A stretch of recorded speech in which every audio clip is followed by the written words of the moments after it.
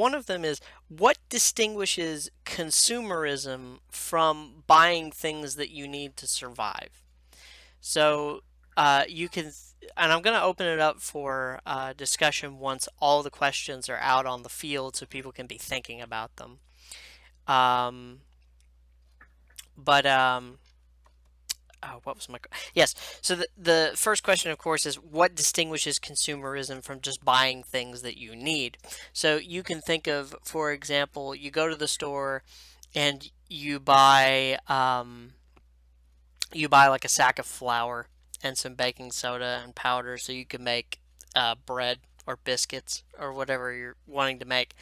Um, so buying like the flour in some sense is a consumer good in the sense that you are consuming it, but of course food is something that you need to survive.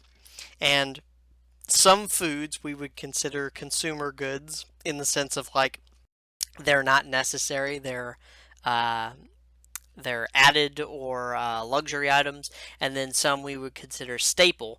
So what's sort of the difference there between just buying something that you need and uh, being a participant in consumerism, however we define that? And then one of the things I wanted to draw out from that definition is that I think consumerism sort of implies buying, so the exchange of currency for things as an end unto itself, and I think therein lies the heart of the problem with consumerism. So maybe people can bridge off of that and build off of that maybe, and then another thing I want to touch on is the relationship between consumer goods and their relation to utility. So, the easiest definition to determine like what is a consumer good from what is a staple or what is a non-luxury item would be is it useful? Does it have some utility beyond having it? And that opens up uh, some interesting questions, I think, because you might think about like washing machines. Like, is a washing machine a consumer good? Because, you could just wash your clothes by hand, but I don't think a lot of people would consider washing machines to be, buying a washing machine to be quote unquote consumerism. And the same could be, you could do this in a more reductive to the absurd fashion and say, what about buying a shovel? Like if you're digging the foundation of a house, for example, um, you know, you could dig the foundation with your hands or with With a spoon. or with a spoon or with a stick that you find out in nature. But if you buy a shovel, it just makes it easier. So, is buying a shovel consumerism? It doesn't seem to be, but what's the distinction there? Um, so yeah, I think that those are some of the questions that I'm going to open up for right now. And if anyone wants a restatement of the questions, that's fine. And if Yeah, anybody, Hyde, it might be good if you have this typed out or something, if you might copy it into the chat that we have here, so we could just look back at it real quick. I've got it written down in my notebook, old school. But I will start. I will Uh, start typing. I will start typing it out. And if anybody has any thoughts, they can go ahead and be expressing those. I would say, All right, Skellington. I want you to go through the spiel again, please, sir. all right, so I would say that consumerism becomes a problem when it becomes your identity, or you become addicted to it. So, or especially whenever it interferes with your normal human, you know, like pro-civilizational attitudes you should be having, like making a family or helping out your community or something. So, like for instance, like on the child-free subreddit, you'll have posts where people like, yeah, I just castrated myself, and with the thousands of dollars we're gonna save because we don't have children, I'm gonna buy myself a man cave with a bunch of video games and Funko Pops, and we're gonna buy all the Marvel movies. That's an asset. That's what I would say is consumerism. Is when it becomes your identity, when you sort of base your personality around pop culture trivia Is the and root cause of and that buying really shit. is the root cause of that really consumerism, or is that just the phenomenon of the quote unquote bug? Well, bugmen are consumerists. One can argue Right, that the right. But I mean, bugman is. there were like these. I mean, like Nintendo, like these things that we have now, right? Like Nintendo Switch and shit. Like I suppose that there are some things that are just new due to like our modern culture. But I mean, like the kind of phenomenon where someone just gets obsessed with this thing, and then like he just is obsessed with consuming it. I mean, I don't see how that couldn't just exist. For example, in 1955. I mean, by Ah, It 1955, can, America was fully consumerist. it can exist. I'm just giving an example from our time. I like to see it from this perspective that consumerism and more elaborate forms of it can enable more of these bugmen, as you call them, to exist more likely. How I see it, it's all about a tendency and probabilities in a numbers game of how more consumerism over time makes culture like this, which can have the increased probability of certain of these kinds of people to exist. And simple things like that. Of course, consumerism itself doesn't force you to be like this, but it enables the possibility of more people like that to exist. Well, So it merely allows them to exist as opposed to necessarily creating. To an extent, yeah. well, and I think I can't help because he lives rent free in my head because he's such an effective shiller. But Settler's Lament, he did a recent video. he did a recent video about Jewish lament. stop. He did a recent video about the alt-right playbook. Yeah, from that series that Innuendo Studios does, and I got the um, video. one of the things that was sort of the main themes or facets of that video was this whole contention that, if you make something easier to do, people will do it. And I think that's a theme that perfectly is situated within this talk about consumerism as a framework, because consumerism is basically an environment, or like a swamp, a pool of stagnant water, if you will, Drain that the swamp. that allows certain kinds of interesting fungus to grow, and one of those is the quote-unquote bugmen, right? Well, I certainly don't think Well, that it's. Hold on, so let Living Being talk because she started in first. I do think that it's not necessarily intentional, but just something that happened as an effect of other forces.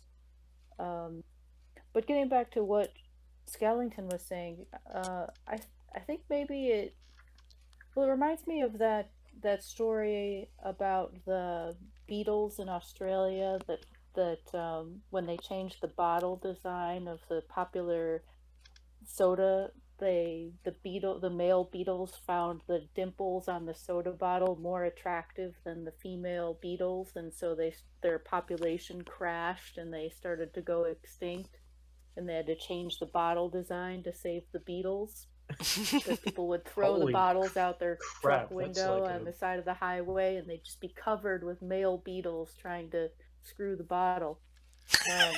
the white Coomer moment. phenomenon exists in the rest of nature. What the hell? Well, it's referred to as like a maladaptive heuristic because the beetles have this adaptive trait to be attracted to a certain shape and a certain amount of shininess and a certain size, and like the dimples on this bottle were like bigger and shinier than the actual female beetles, and so it was like pornography to them. They just couldn't resist because they weren't That's adapted to be attracted to disturbing. the actual females. They were adapted to be attracted to certain traits.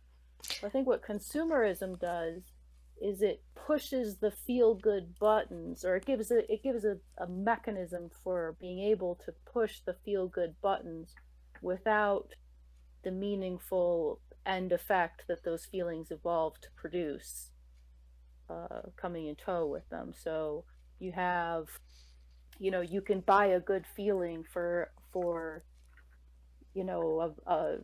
a day or half a day by purchasing something, whereas actually like working So to achieve something. Yeah, I'd like to springboard off of this Go ahead. to kind of maybe what the way I think this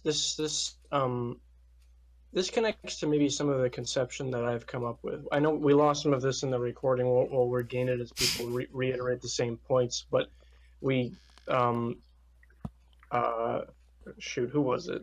Skellington, Kongzi, Despot. Somebody was consumerism is like addiction, right? But it's addiction of it's in the form of like the excess of the use of an otherwise material good.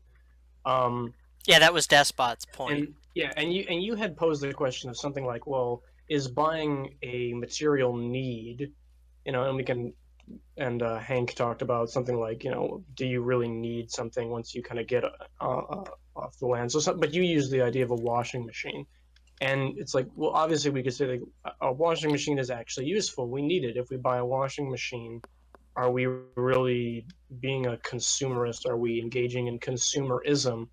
And I would say the interesting thing about consumerism as a form of addiction, and I guess this is doubly interesting because it kind of shares it kind of shares some things in common with like sexual attraction.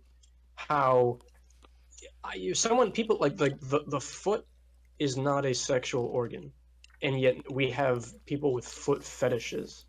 This kind of like um good feeling attraction that has creeped onto something which it wasn't really related to that to begin with can happen with something like sexual attraction.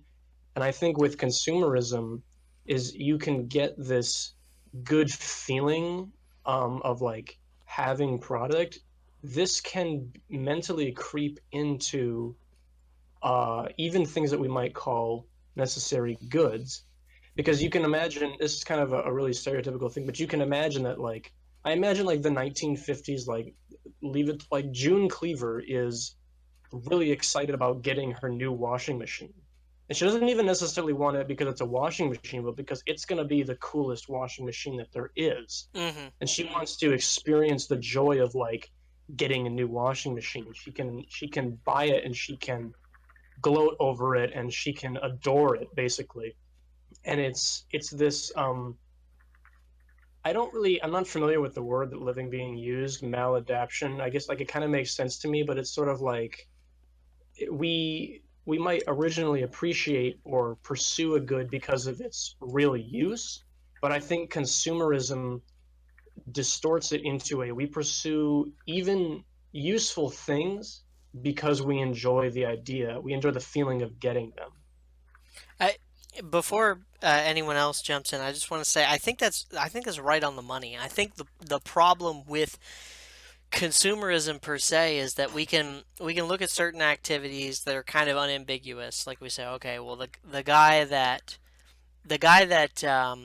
buys a ticket to be at every midnight premiere of a Star Wars film just because they're a really big Star Wars fan. They've built half their life around how much they like Star Wars because okay, that's a maladaptive, so to speak, consumerist activity.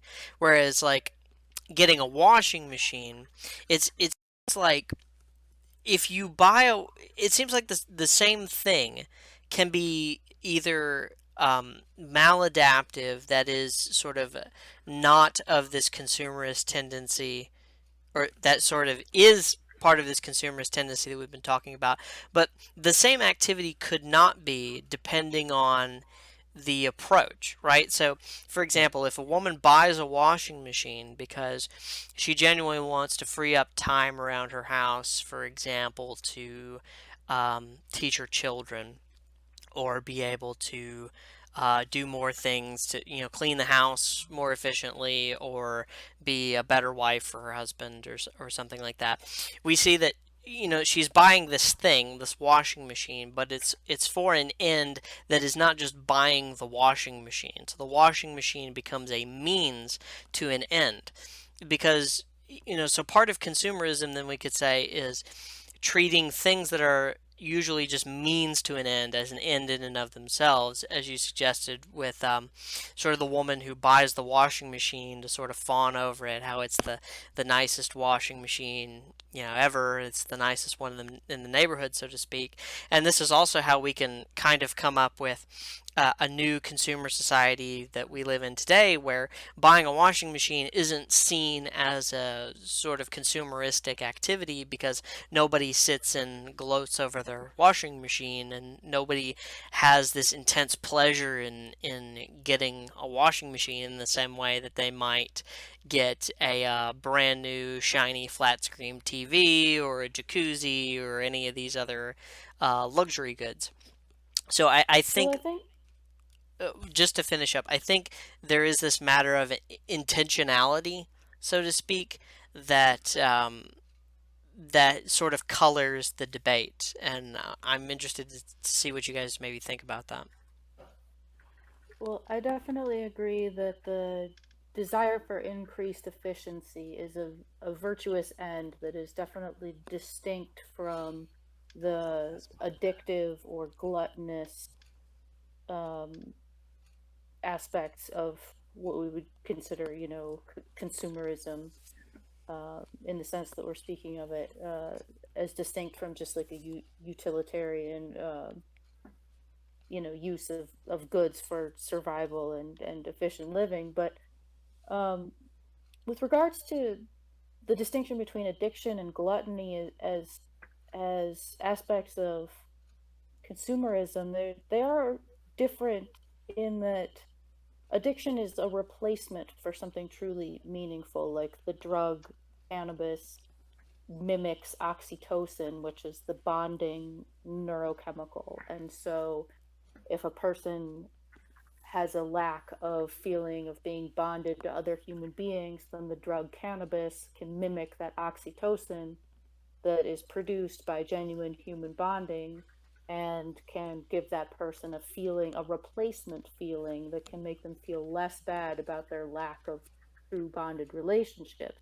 Whereas with gluttony, it may indeed be a genuine thing, like a little bit of chocolate is actually good for you because it has, beneficial alkaloids and fats and sugar for energy. But if you eat it all day long, then you become obese. It's a little bit different than the addictive chemicals in the addictive chemical is a replacement for the real thing, whereas the gluttonous abuse of is,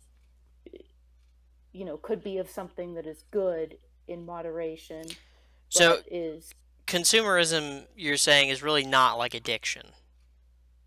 well, it can be like both, It can but be that there's okay. a distinction between the addictive aspect and the gluttonous aspect of consumerism, and those would be both Yeah. negative manifestations of consumerism, whereas the desire for increased efficiency or utility value would be virtuous aspects of consuming. I mean, without some degree of consumption, we starve to death. So Right. Right. it is a matter of degree in some sense. Right. So you could say that there's an addiction side to consumerism and a gluttony side to consumerism because the consumer goods themselves, some of them are inherently useful and others are not. And some are useful in moderation, but damaging in excess, Precisely. whereas some are just purely fake replacements for genuine human needs. All right, Kong Z wanted to squeeze in a point, and I think since he said he was going to make it a fairly long point, I think that's a perfect opportunity for me to step away for just a minute or two, and I'll be right back. But Kong Z, you have the floor. Go ahead and take it. Yes, thank you. So, washing machines aside, we according to science, all we are is, chemicals activated by stimuli, and now capitalism is no longer about the exploitation of labor, but now the exploitation of biology, where now it exploits our very biology to manipulate us into the consumption of more goods and into taking part in said system. I think that to go with the Brave New World analogy, just look at how Aldous Huxley described the society, drugged up, orgiastic, senseless, and it's very much that same thing. And furthermore, I don't like you kind of offered up like a sort of how to put it, a sort of simplistic, like made this sort of balance where instead of consumerism, we should only buy things we need, and I don't think that's good thinking either. Marx said, from each according to his, how does the quote go? From each according to Ability to his need. from each according to their ability. It's to each according to their need. Yes. From each according to their ability. And I think that kind of thinking is equally pointless and poisonous, and that consumerism has created a sort of false dynamic between either consumption pointlessly and hedonistically and having nothing at all. And we saw the horror of that thinking in Soviet and communist society.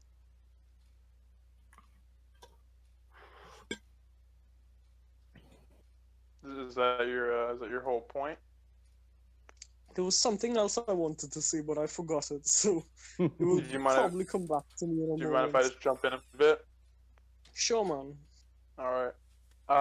So one of the points I was going to go with earlier, but that was after the audio pause moment that had happened, was that effectively when you're like stuck in the woods for like 40 days, you start thinking, all right, so what do I really not need? And at the end of the day, you can start boiling things all the way down to things such as you get to be like Diogenes for like about a good solid hour, thinking to yourself like, well, I could really just have a stick. I don't really need a water bottle. I can use my hands, stuff like that. And it's sort of silly, right?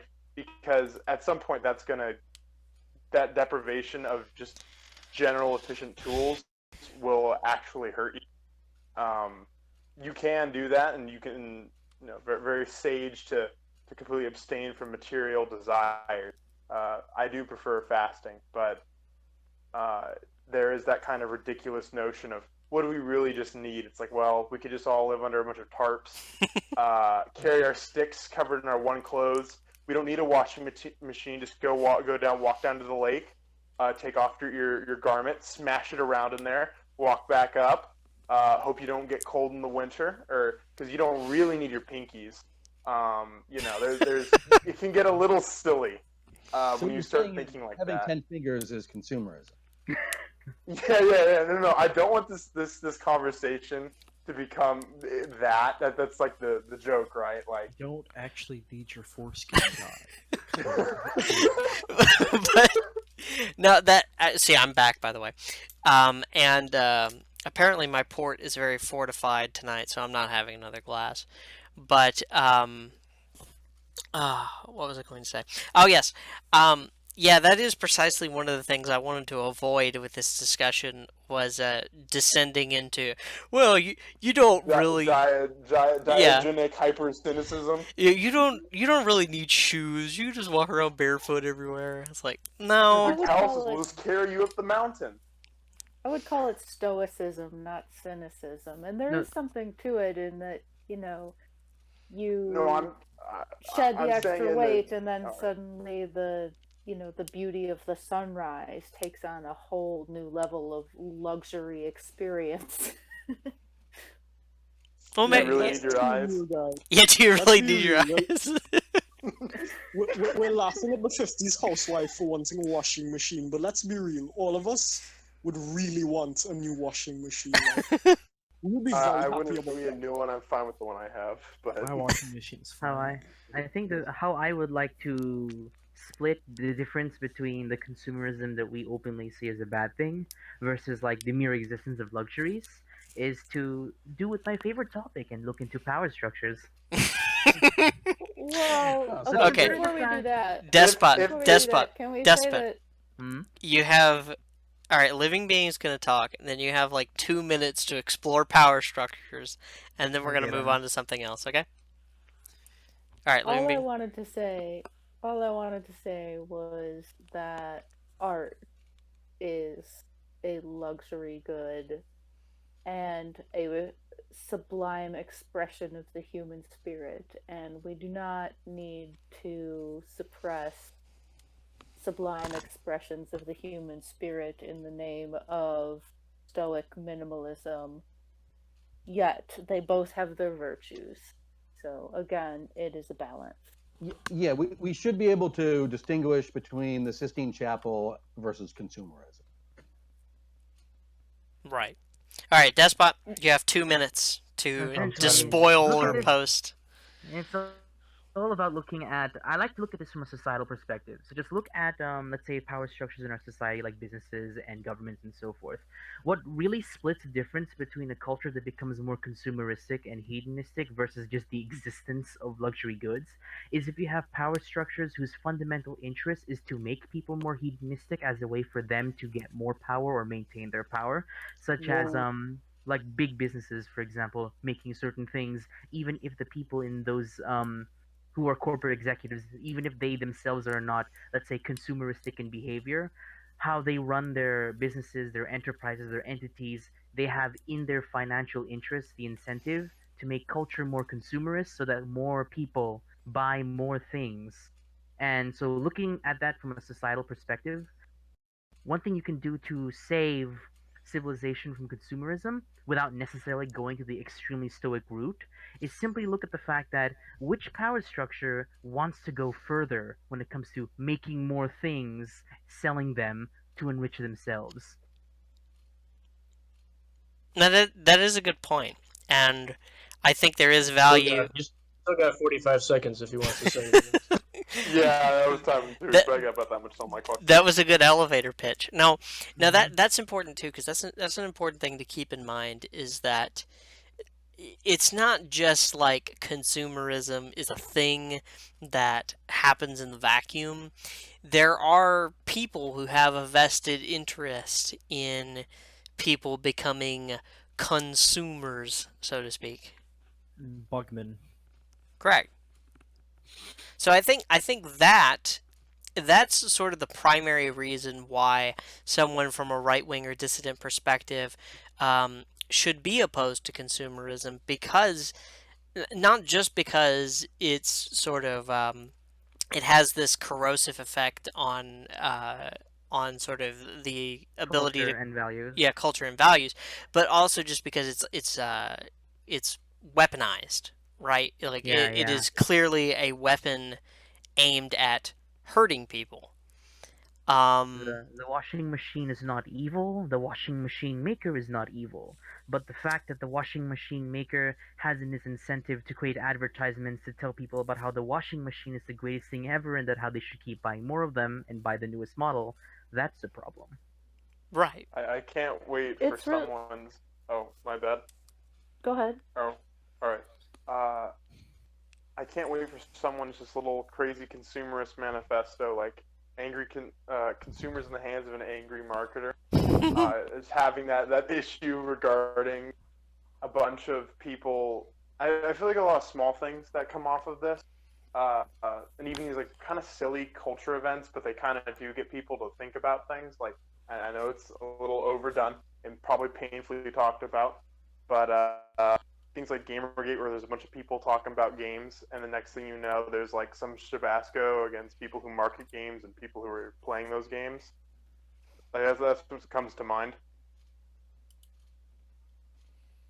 well, washing machines and video games aside, I think the truly horrifying thing is the fact that values itself and things that are cornerstones of who we are have been commodified, like sex and religion and I all those literally have things. I have it it's in my notes. Literally there's a note that has the word religion and an arrow to to my point. So, yes, we are going to get to that Kongzi, and I think that's a perfect segue into my next couple of points. Um and then I think This we'll is get angry bland. and then I think we're going to get to solutions, and then I think we can wrap up, guys. Um so one of the things I want to talk about is like the things that come to mind when we as right wingers think of consumer goods. Okay. But before I do that, I want to wrap up sort of the first and second parts of the discussion. So our definition of consumerism is something like what? Who would volunteer to sort of give a succinct synthesis of everything we sort of discussed in the last, hour or so?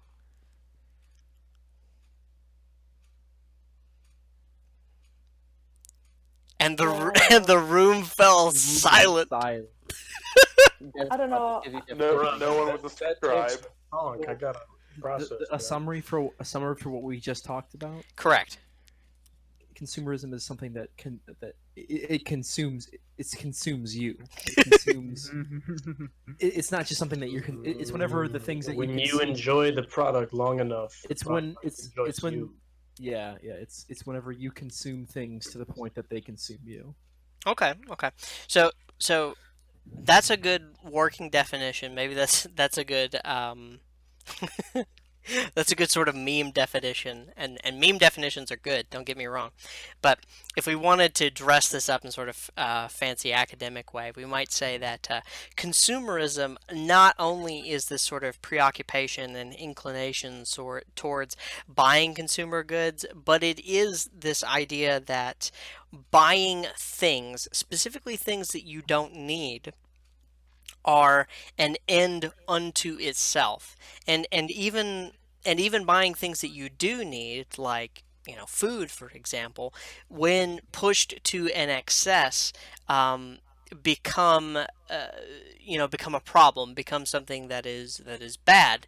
And so consumerism is sort of in there's different aspects of it, and one aspect of it is an inversion of what would normally be a good a sort of inclination, right? So the inclination to get food and eat it is good, but then abused to a certain point by the economy that we're living in. People buy too much food. That we would say that's a sort of consumerist um, um,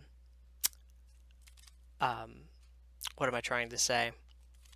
Mentality. Yeah, mentality or an inclination, right? Um, and then there was some talk about addiction, right? So consumerism is not. It can be an addiction, or it can take on the form of an addiction where the good that's being sought is a replacement for some other good, and then it can also take on the form of this sort of lack of Aristotelian mean, or lack of moderation.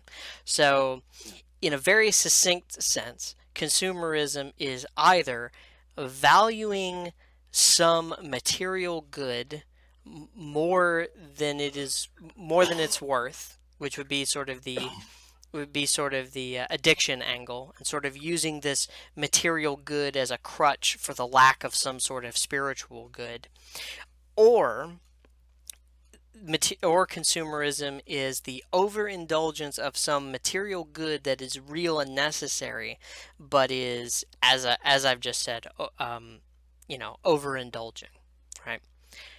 So I So If I could add one bit to this. Oh, sorry. Go ahead, Cod.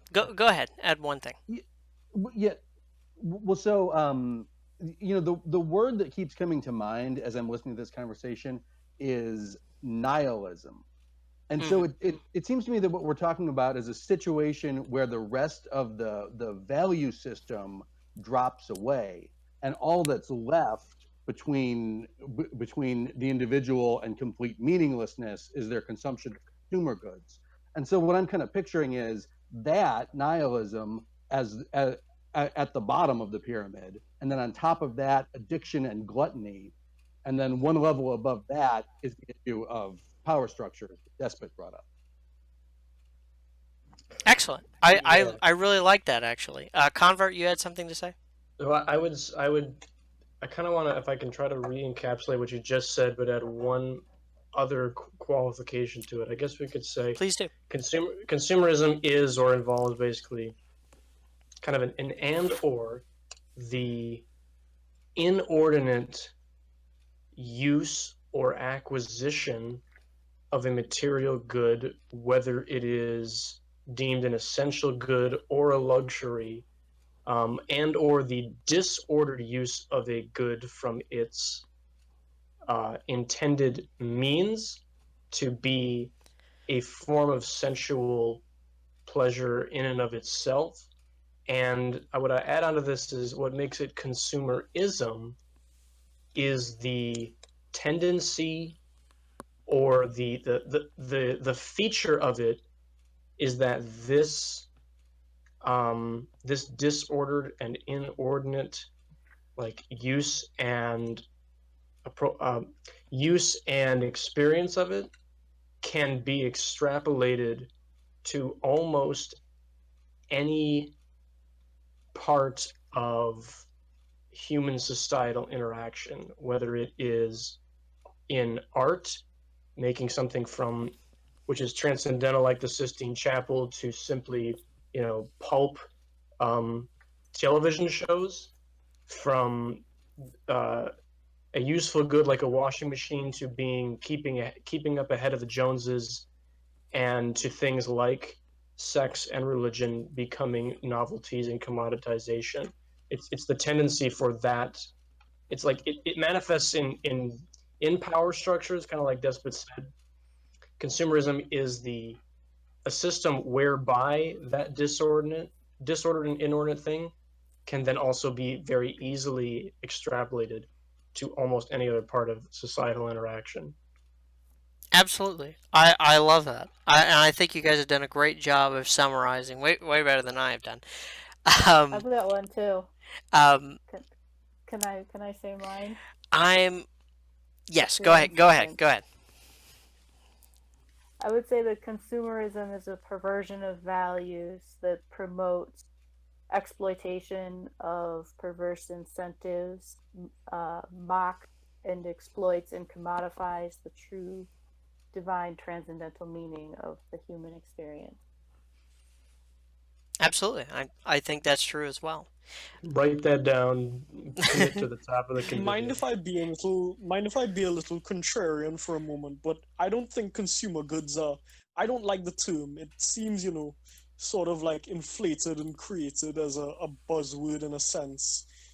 Because let's be honest, even though they are set things that we all value, there's a certain subjectivity to what everyone values, where we can't make a blanket statement and say what this thing that people value, that's wrong, because it's not necessary. And to be quite honest, there's tons of small material things in life we all enjoy. We aren't all Siddhartha who sat underneath the Bodhi tree and removed himself from material desire, and to add on to that, the the true problem is the black hole that materialism left in our value system, that created this sort of damp, moist environment where consumerism could grow like a mold. And Clive was perfectly on the nose with nihilism. It's very much what Nietzsche was talking about with the death of God and the death of value. But I think, unlike Nietzsche, people need something to value in life, and he thought if value dies, people will either become the overman or they'll be slaves. But it's more complex than that. And I think in face of the death of morals, people are attaching themselves to material goods. I agree, Kongzi. One of the things I wanted to do, and this is a perfect segue into the next point I wanted to make, is to sort of talk about. We've talked about goods that maybe aren't that maybe aren't consumer goods. Like we might think of them as being consumer goods, but they're not. So we've given the examples of washing machines and shovels. But there are some goods that like you said, the term consumer goods can somewhat be problematic, so I will use the term luxuries. There are certain luxuries that we on the right wing, right, we associate with consumerism. And some of those are movies, video games, comic books, and other forms of entertainment, sports cars, for example. or something like candy, junk food, Funko you know, Pops. Funko Pop. Just Funko Pops are disgusting. I don't get why people buy them. I didn't know what they were, and then I looked them up. I'm like, people buy this stuff? But so here's the thing. What do all those things have in common where we can point at those and look at them and say, yeah, that's consumerism? Because that seems like a very weird thing to do. Like if you just examine that objectively, that somehow we are looking at this and we're saying, okay, that's consumerism. But like, what is uniting all of these things? I would lump them all under a thing that's like this has no lasting end beyond the material realm. It does not point to anything greater than the thing itself. I like to see it from a scale. It's just a scale for more and more uselessness, in which we may not know exactly when is, like we talked about with Hank about what is necessary. We may not know exactly where's the line, but you can see when one thing goes to the deep end in regards to how pointlessly hedonistic it is. I mean, I guess a counterpoint would be, well, don't you know, Lord of the Rings, you don't really need that. It's a luxury, it's entertainment. What if someone like goes with that, right? Mm-hmm. Is there a counterpoint to proving that that's just not like Lord of the Rings? I don't mean someone buying some weird toy set. I mean the actual book series that was made, right?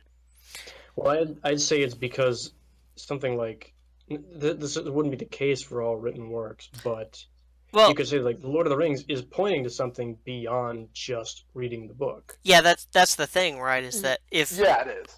if the things that we have, if the things that if what these things have in common is that they are, you know, if consumerism makes consuming the product an end unto itself, so the product is an end unto itself. The reason that these things are considered consumeristic and they share in this label that we slap on it, consumerism, it's because they also have this feature of just they they are a thing that we value as just an end in and of itself. So like if you pick up a comic book from a store, right? Like a lot of comic books are just sort of, pulpy. This is a story about a dude in a cape and he did this stuff. And, really the only thing that you're supposed to get out of this comic book is that you like looking at it because it has pretty pictures and the story is kind of fun. And I know people who habitually read comic books would take umbrage at that. And I'm sure comic books, like anything, of course, can have, there's a sliding scale of more, quote unquote consumeristic or just the end of the thing is the thing itself rather than something that points, outward and towards itself. So it's like books, right? Just you go to the Walmart and you see all the Louis L'Amour Western novels, romance novels that are just, um, like these Harlequin romance novels and things like that. And the point of the novel is just the thing itself, whereas the novel as an art form is not inherently that way. So you can point to this with movies, with even video games to some extent, and with other forms of entertainment. So I think bringing out these examples does kind of bring home this point that has already been made, that consumer goods, what really defines them as these sort of I'm just going to keep using the term because that's the only one we've got, right? But consumer goods, what makes them that is simply that they don't point to anything beyond themselves. So I believe someone wanted to say something in terms of like a rebuttal, I think, and then Skellington wanted to share a story, or maybe that's not the case. Skellington, Yeah, just go ahead. I wanted to tell a story. Skelling tales. So, so Skelling tales. I'm still pretty young, right? Right. And I'm in uni right now. But when I was in high school, there was this guy He was my friend, right? I won't It say was his this name. guy. Who knew this guy? Yeah, I knew this guy. He was, I guess, he was kind of my friend, but he wasn't like I didn't really like him that much. He just kind of hung around with us, and we tolerated him. You know This what I is a mean? story that's going somewhere, right? No, it's about consumerism. Okay, okay, okay. But like, I just want to tell you, like, I think like this story just really kind of exhibits the like the ravages it can have on you, and like just how unhappy it can make you. The guy was like 300 pounds. Like he was really fat because not only did he consume video games and like movies and all that other shit, but he was also just gluttony. He suffered from gluttony like a lot. And so you remember how we were talking about Brave New World? Mm-hmm. So he read that book, right? And we were talking about it, and he said, it doesn't really sound like it's that bad of a world. People. He was basically he's like people just do what they want. I'm like, and I was, that really rubbed me the wrong way because it was a horrifying book to me. It's like, I guess so, but it's like that old, what was it, an Augustine quote? It's like a man has as many masters as he has vices. Right. So I was just that really rubbed me the wrong way. And he's like, yeah, people they have drugs and they're happy and they have sex all the time. Sounds it's not that bad really. As really rubbed me the wrong way. And then he was also he also, another thing that happened with him was he had this that that movie that came out, Ready Player One, Mm-hmm. or as I like to call it, Reddit Player One. So so he read the book because the movie was coming out, because he's got to consume it, because he's got to understand all the pop culture references, got to understand the book references, blah blah blah, that kind of thing, because he's a nerd. He's a nerd. He needs to know about this, and this is part of nerd culture. Right. He's got to consume it. And so he read the book, and This he was talking. one thing I could say, this is picking up on something someone said earlier. This is part of his identity. His Exactly. identity as a nerd is consuming I this said product. that, so Yeah, exactly. yeah, I said that. So it's a part of his identity to consume this stuff. And he was reading. He read Reddit Player One, and he was also really into VR. Like he really loved VR, virtual reality, and he was going to buy the new $500 VR game for the VR thing for the headset for the PS4. And he would talk to me all the time about about getting the VR stuff. Like he kept talking to me for days. Like I don't care about that you're gonna buy this video game. Like he kept talking to me, like it's like I was deciding between the VVO and the Oculus Rift, but I think the PS4 has the best one. I was like, I don't care. And we were talking about VR one day, and he was talking to me about how upload his brain into VR so that he could have sex for the rest of his life in virtual reality, and he could pretend to be a superhero, and that's what he wanted to do. And that's what he wanted to do with his life, is upload his brain to VR and pretend to have sex and be a superhero for the rest Bro, of his life. that's a cry for help, right? No, hold That on. is the I haven't gotten to the worst part. He said, What? I want to upload my brain to VR to escape this meat prison. That's what he said. Oh no. And then, Trans and then you know what? Experiments And then you know what type happened? shit. So And you know what happened? So You know what he did after high school? what's up? He started identifying as a woman, and he became a tranny. So Dear like Lord. it wasn't no. it was a cry. It totally wrecked him. It totally wrecked him. Like Look at this dude. it was. It's- It's just the idea of consumption of nihilism. It ruined him. He thought of he thought of existence as it was a meat prison. He was prisoned inside his body, and he just wanted to upload his brain for infinite pleasure. He was almost. It's very Gnostic. It's very Yeah, Gnostic. I was about to say, is there like a consumerist to Gnostic pipeline going on? Yeah, Well, I didn't mean, they- Freud would have a field One day one with that person at a guy. time. Yeah, didn't the Gnostics used to have like orgies and stuff to like totally own the material realm or whatever? Yeah, that's Yeah. Or that's they you're would Effectively. so like I had another point. Um, but his life was just Skellington. his life was totally ruined because of his the nihilistic underpinnings of his worldview, that he couldn't really like succeed in the world. He never had the willpower to lose weight, to meet girls. So well, because that's probably the reason why he wanted to upload his brain to VR, is and he then couldn't get real and girls. then maybe maybe the thing about this is that consumerism is not the thing that led him to that. It's nihilism is what led him to that, but consumerism, to borrow the Is Brave what New filled the void. well, to borrow the Brave New World analogy, consumerism was the soma Hmm. that kept him plugged in, basically. Yeah, and like he sat at our lunch table, but he never really talked to us. He would just play a Switch. He just Hmm. played a Switch the entire. He never talked to us. Was he also like on the spectrum?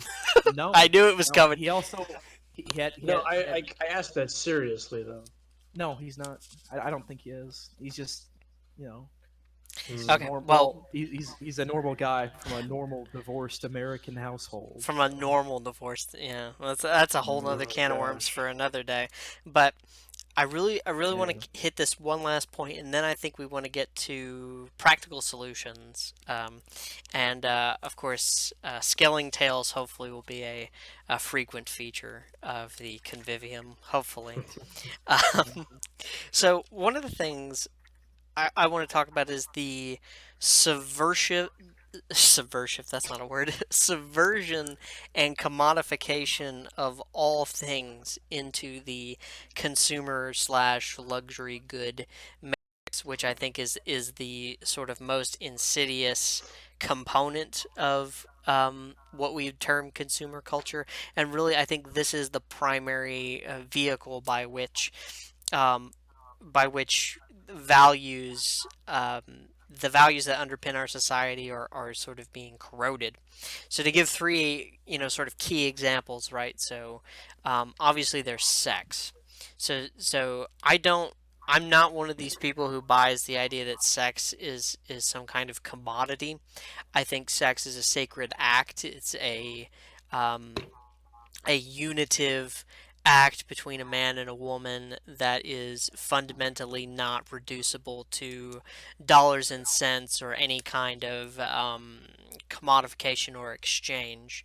And the way that consumer society has subverted that is through widespread access to pornography. And of course, this is here's the interesting thing, right? Is that the one thing that is free in a society that is driven by the dollar, the one thing that you can get unlimited quantities of for free is pornography. So it's one of those things where, as Despot suggested, it's one of those things where it seems easy to sort of see how this bed of nihilism and the sort of top of the pyramid, so to speak, the power structure that's working down on the entire superstructure. This is one of the ways in which they sort of meet, I think. Another one is religion, right? So religion in consumer societies have been replaced by, as someone suggested, like self-help manuals, Improve. the cult of improving, feel good movies, things that are supposed to lift your spirits. And then also, I think politics, because politics, while, you don't buy membership in a political tribe, so to speak. But politics is one of those things I think that's easily commodifiable because there are certain consumer activities that go along with being a liberal or being a conservative. Um, Do and, you remember the Pepsi ad? right. Yeah, Which why one? don't you fill in people on that specific Pepsi ad? Because I think that's a good example. So I don't know which Kardashian was in it because I don't keep up at all with those Right. people. What is But it's wiser not to know. Um, the the issue that had come up was Pepsi had this great idea. So this is around the time of, I think like a lot of the Black Lives Matter. I think there's also the Women's March was happening after. It was in between that time range of, of like Trump coming into office and other things like that. And in this very politicized and divided time, Pepsi thought of a great unifying ad, which was not so very great at all. They got whichever Kardashian it was, handed them a Pepsi, and had them walk, hand it to the police officer, and everyone became friends magically. And it was just a horrible ad. I probably should clarify who that member is, but I don't think it really matters. I think it was Khloe Kardashian. I'm pretty sure. Yeah.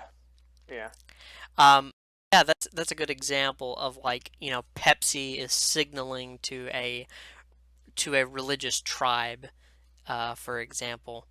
I would like to give an example. Okay, Skellington, go ahead. Just like birthday cards and like get well cards that you buy at the store. Like, this is an example of commodified religion. No, not of religion, but just like I wouldn't. I'm not sure exactly how to describe it, but like maybe like love or affection. Yeah. Commodified interpersonal affection.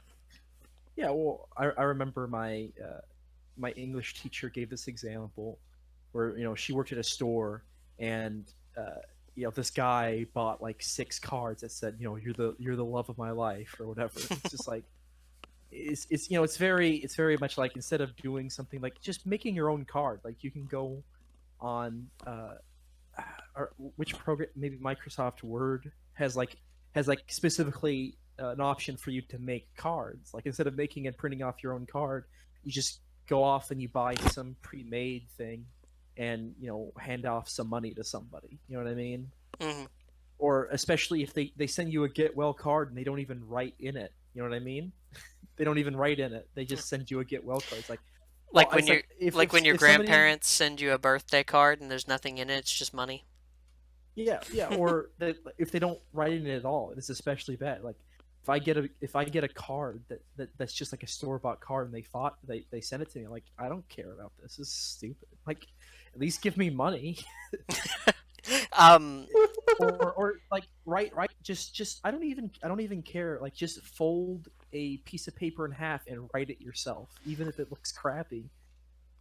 The store bought stuff is just so it's just so dumb. The Achilles because what does it convey, right? It conveys that they didn't give of themselves to you, they just gave of the transactional currency exactly to you, which is already in abundance. It's cheap. So the Achilles heel of consumerism is it's the thought that counts. Yeah. By the way, the Pepsi ad was so bad that even the people it was virtue signaling to rejected it completely. It was that horrible. Well, I mean, we saw that coming. Nonpartisan hate on that ad. Everyone hated it. One last thing I wanted to get to, and I think this is sort of a decent stepping stone, is that I think community is another one of these sort of transcendental or spiritual goods that has been commodified. And I think the main way that's done in the modern world is through social media. I think it's very easy for people sort of cluster in these social media groups, and then what are a lot of them based on, right? Well, a lot of people, for example, like Instagram, for example, like a lot of people who are clustered together on Instagram, what are they clustered around? Like, what is the center of their community, so to speak? It's usually a woman who takes pictures of herself with not a lot of clothes on. And you can find similar sorts of examples, right? Like YouTube. You know, a lot of YouTube quote unquote communities are just a bunch of people that coalesce around a dude who, um, releases videos of himself playing Minecraft and begs people for money. Um, and that has become sort of a replacement for A uh, real job. well, a real that has become a replacement for a real job for some people, but it's also become a replacement for a real community or a group of friends for a lot of people, and I think we underestimate that. And of course, the thing about social media too is that not only are you being marketed to while you're using these social media platforms, but you are also the product. So it's like it's consumeception.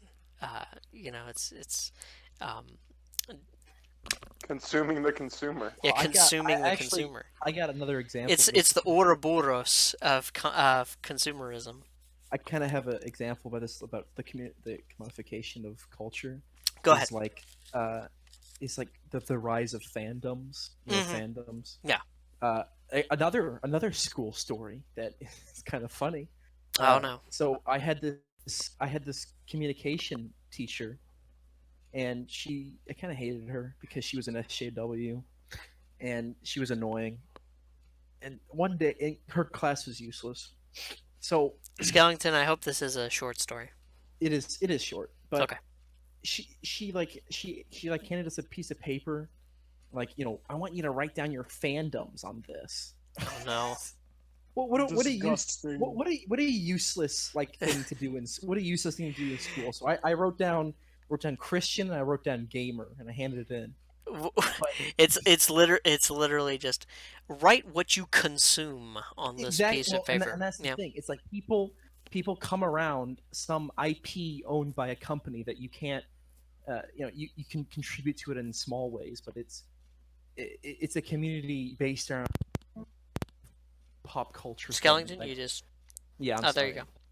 Yeah, Uh, they're just connected around some sort of pop culture thing, and like they talk about it, and or whatever. Maybe they make fan art, but uh, it's a commodified community because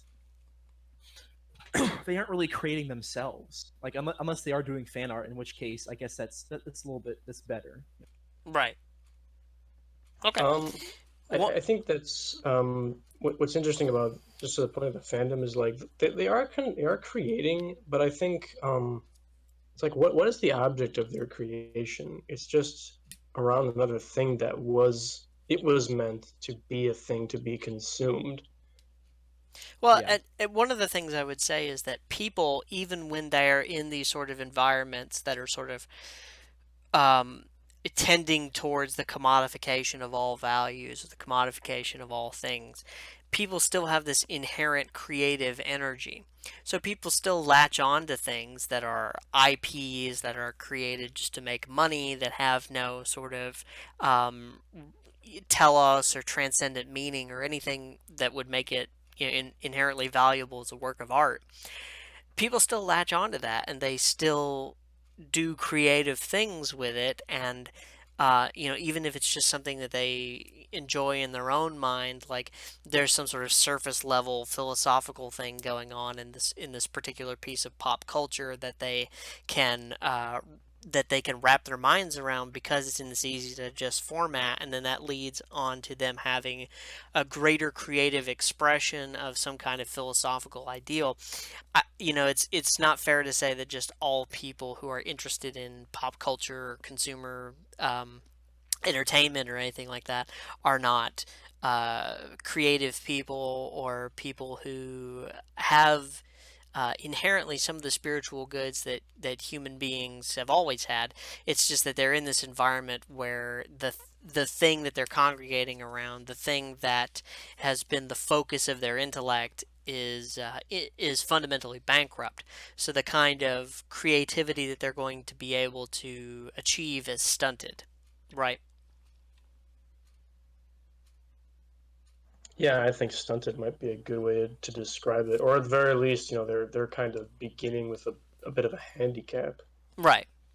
Um, And I think that's as far as I want to go in terms of diagnosing consumerism, all the various aspects and whatnot. And I think to close things on out, we should move on to solutions because, of course, one of the things I want to stress on my channel is that um, if you just bitch and moan and complain about stuff, there are a million people online that bitch and moan and complain about stuff, and solutions are harder to come by. There are maybe only like a couple of hundred people who have ever suggested solutions, and maybe I can be one of those people. So by harnessing you guys' creative output, I can I can get some solutions in the air, right? Um, Oh God, I'm solving. I'm Trying to solving. just